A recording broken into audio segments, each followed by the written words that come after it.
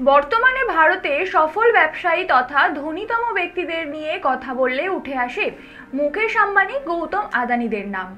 তবে স্বাধীনতার 100 বছর আগে ভারতের ধনীতম ব্যবসায়ী ছিলেন একজনই, তিনি বিরজি ভোরা।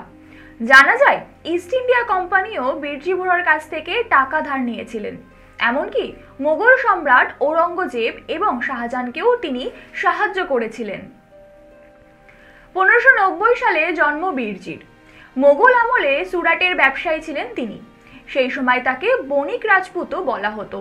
সেই সময় বিরজিকে বিশ্বের ধনীতম ব্যবসায়ী হিসাবে বর্ণনা করেছিল ইস্ট ইন্ডিয়া কোম্পানি। অবিভক্ত ভারতে পাইকারি ব্যবসা করতেন বিরজি।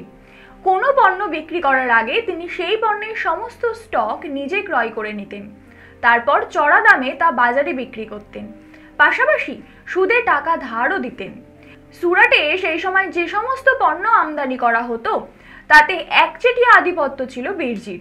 তার মধ্যে উল্লেখযোগ্য ছিল প্রবাল, আফিম, মশলা।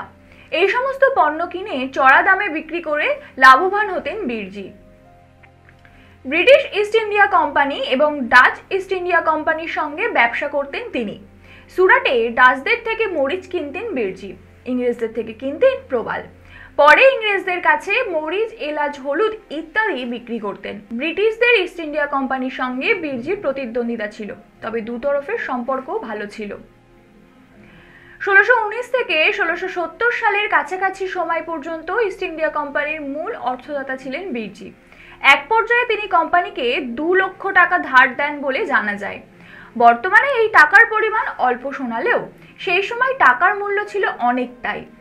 ইস্ট ইন্ডিয়া কোম্পানি ও বিরজির মধ্যে উপহার দেয়া নেওয়াও হতো।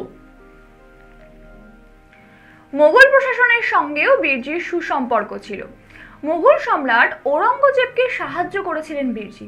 শোনা যায় ভারতের দাক্ষিণাত্য অঞ্চল দখলের লড়াইয়ের সময় আর্থিক সমস্যায় পড়েছিলেন ঔরঙ্গজেব। সেই সময় টাকার জন্য বিরজির কাছে দূত পাঠিয়েছিলেন মোগল সম্রাট। শুধু ঔরঙ্গজেব নয়, মোগল সম্রাট শাহজাহানকেও সাহায্য করেছিলেন বিরজি। শাহজাহানকে 4টি আরবি ঘোড়া পাঠিয়েছিলেন তিনি। ইস্ট ইন্ডিয়া কোম্পানির নথিতে উল্লেখ করা আছে সেই সময় বিরজির মোট সম্পত্তির পরিমাণ ছিল প্রায় 80 লক্ষ টাকা।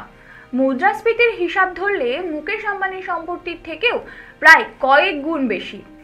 তবে ব্যর্থতাও এসেছে বিরজির জীবনে। 1664 সালে সুরাটে একবার উপস্থিত হন ছত্রপতি শিবাজি। সেই সময় মারাঠা সৈনিকরা তার প্রচুর টাকা, সোনা, হিরে, মণিমুক্ত সমস্ত লুট করে নিয়ে গিয়েছিলেন। তার বাড়ি, গুদাম একদম ধ্বংস করে দিয়েছিলেন। এরপর ফের তিনি উঠে দাঁড়ানো শুরু করেন, কিন্তু এর কয়েক বছর পর 1670 সালে জীবনাবসান হয় বিরজির।